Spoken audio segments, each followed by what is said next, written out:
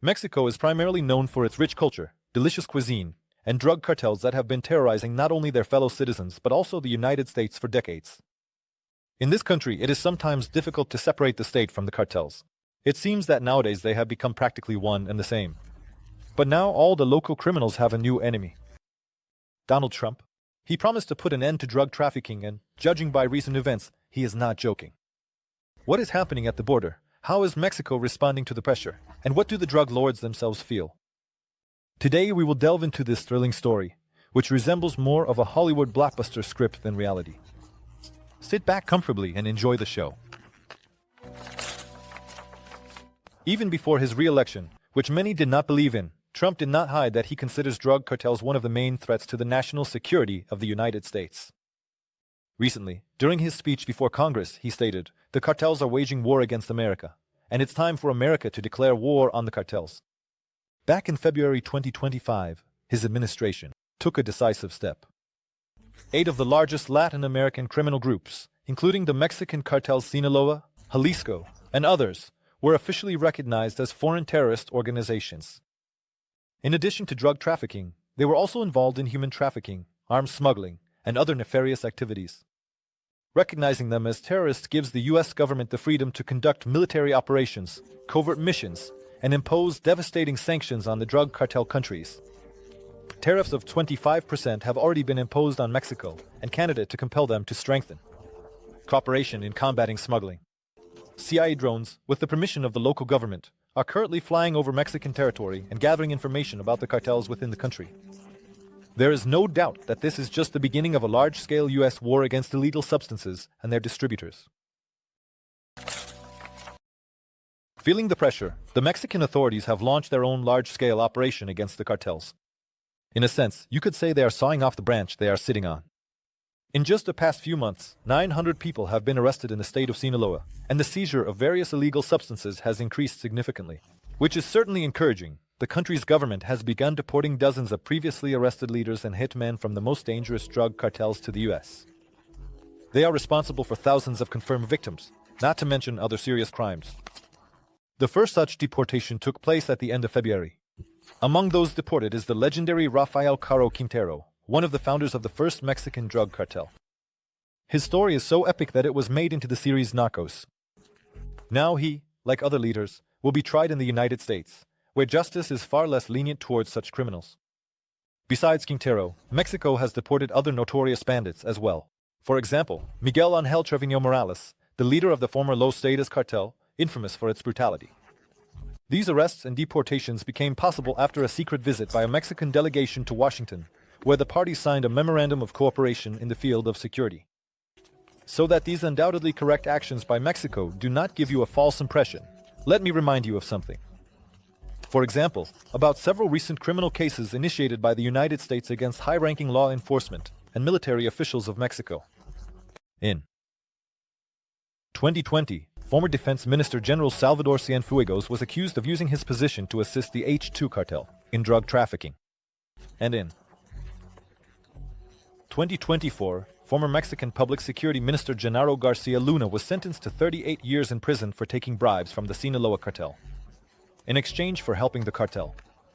Moreover, the U.S. Drug Enforcement Administration found evidence that cartels invested millions in the presidential campaign of former Mexican President Andrés Manuel López Obrador. What does all this mean? That in the Mexican government, it's hard to point to an official who hasn't been somehow connected to the cartels. And if not them, then at least one of their relatives or acquaintances. Trump is not limiting himself to just diplomacy in his fight against drug trafficking. The new head of the Pentagon, Pete Hegseth, openly stated, "If the neighbor can't handle the cartels themselves, the American military will do it for them." These are not empty words. The U.S. is already deploying drones over Mexico to gather intelligence. And although these drones aren't firing yet, who knows what will happen tomorrow? Mexican cartels, accustomed to corrupt officials and weak police, are now facing a real threat: the American military machine. Meanwhile, there are heated debates in the White House. How exactly should the U.S. confront drug trafficking? Some insist on cooperation between the two countries, while other officials take a very aggressive stance, advocating for unilateral military actions against drug lords and cartels directly on Mexican territory. Their Mexican counterparts are extremely shocked and frightened by such a proposal. They can be understood. One thing is clear, Trump will not stop until he achieves the results he promised during his election campaign. It's time to restore order at the border. If the US does decide on military action, it is necessary to determine which targets should be attacked first. Among the main candidates is the Sinaloa cartel, one of the two cartels responsible for the majority of drug smuggling into the US. Its influence extends far beyond drugs and human trafficking. The cartel has been involved in extortion, illegal mining, oil theft, and infiltrating legitimate businesses for money laundering. But what sets the Sinaloa cartel apart is its close ties with China, another country with which the US has tense relations. The cartel reportedly relies on Chinese suppliers and uses Chinese networks to launder its illegal profits. The cartels know who will become their partner in their illegal activities. Well, what should you do if you get into an accident in America and don't know who to rely on? Where can you turn for help? Where can you find a competent lawyer? How can you get compensation if you don't have insurance? The company Accident America has helped clients receive $21 million in compensation. Here, they will definitely answer all your questions. Link in the description. One of the leaders of the illegal group admits that he is currently trying to figure out how to protect his family in case the American military strikes inside Mexico. Another states that he has already gone underground and rarely leaves his home. Two young people producing substances for the cartel say they have shut down all their drug production labs. "You can't be calm. You can't even sleep because you don't know when you'll be caught," said a high-ranking member of the Sinaloa cartel. Well, it's his own fault. He shouldn't have become a criminal. In an anonymous interview, cartel members stated that they are importing scanners to detect drones and hiring more people, with experience working with such devices, to feel safe. They also admitted that they have increased the supply of weapons from the United States, the source of most of the illegal weapons used in Mexico. But even that doesn't save them from constant arrests and seizures of substances, equipment, and firearms. Some cartel leaders have already begun negotiations for a truce among themselves to survive under pressure. Among other things, Mexican groups are known for stockpiling military-grade weapons, including homemade explosive devices and mines. Of course, they cannot compete with the military power of the United States. Nevertheless, a high-ranking operative stated that the cartel would be ready to respond if raids or missile strikes were conducted. "If a helicopter comes here and 20 or 30 soldiers disembark from it," the operative said, "we won't just sit idly by." We can only hope that he was talking not about a violent shootout, but about a peaceful surrender. Criminal organizations in Mexico have a long history of surviving under the pressure of authorities. But several operatives stated that for the first time in many years, they are genuinely afraid of being arrested, or that the police might shoot them right on the street.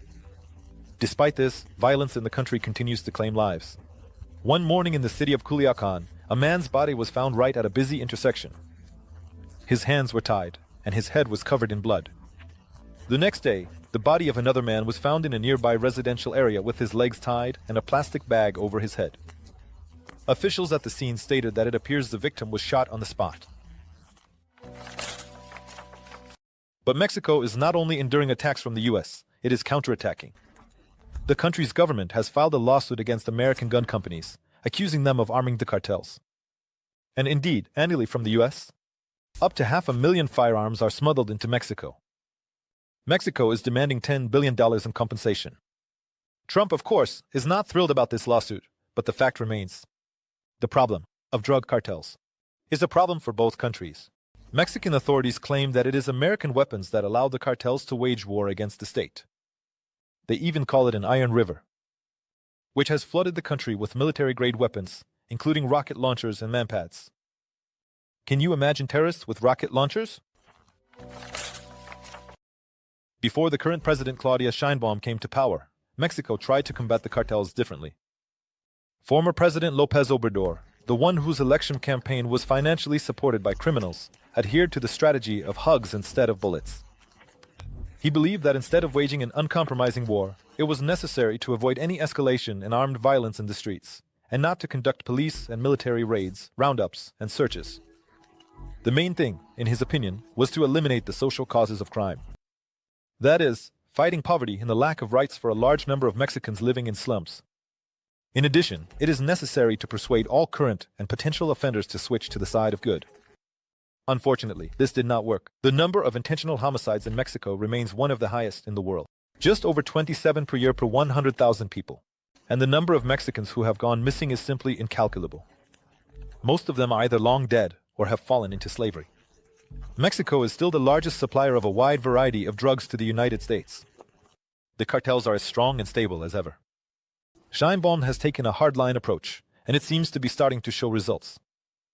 Even though she has sworn allegiance to her mentor's leadership, the president of Mexico has already made headlines due to a series of clashes between soldiers and cartel militants, resulting in the deaths of dozens of civilians. Despite Sheinbaum's actions, corruption remains a huge problem in the country. Many officials and police officers are still deeply tied to the cartels, which makes the fight against crime even more difficult. Trump clearly does not intend to stop. If the situation does not improve, U.S. military actions on Mexican territory will become a reality. Mexico, in turn, continues to demand accountability from the U.S. for the flow of weapons. One thing is certain, this war is far from over. Experts believe that the cartels may adapt to new conditions, but their influence is currently weakening. The question is whether the US and Mexico are capable of fruitful and long-term cooperation, or if in a few years it will turn out that even the current president of the country was sponsored by criminals. In the context of the cartels, the US might employ its famous shock and awe strategy. The goal of this approach would be to suppress the cartel forces through raids and the elimination of high-ranking members of the groups, especially sicarios and mid-level commanders who coordinate logistics and security operations. In response to the White House's fair accusations that the Mexican government has an unacceptable alliance with drug traffickers, Sheinbaum responded sharply. "We are fighting organized criminal groups, there can be no doubt about that," she said at a press conference last month, adding, "We are going against organized crime. Few doubt that corruption is thriving in Mexico." Ironically, the last major operation against organized crime in the country was conducted under the leadership of a man who was later convicted in a U.S. federal court for taking bribes from the Sinaloa cartel. Members of the groups claim that the only reason the government hadn't fought against them until recently was because they had bribed enough officials. "Well, thanks for the honesty, although we knew that without you." One of the cartel cell leaders stated that he doubts the efforts of the government, and the U.S. will seriously harm the cartel, as the group can ensure its survival simply by bribing key officials. Apparently, it won't cost much. A former cook in a drug lab, while in prison, stated that the real terrorists are the substance users in the United States, whose insatiable appetite for the drug only fuels the trade. Two other young cooks agreed that the real criminals are on the other side of the border. They mean the American illegal arms dealers, whose weapons are used to kill many people in the country, for purposes of intimidation, revenge, or simply because of gang street fights. One high-ranking operative stated that he considers himself a businessman, not a terrorist. "We're talking about supply and demand," he said, "not about AK-47s and certainly not about bombing Times Square." Even if the government destroys every drug lab in Mexico, he stated, it won't make Americans any less addicted to drugs. The demand will never end. The product is still being consumed.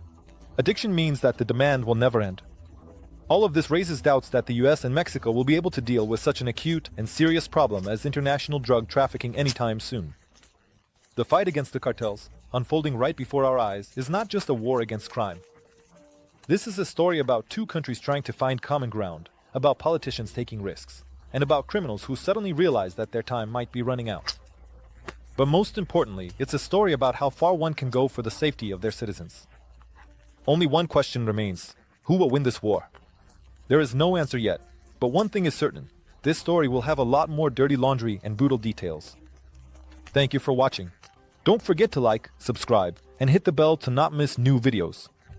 See you next time.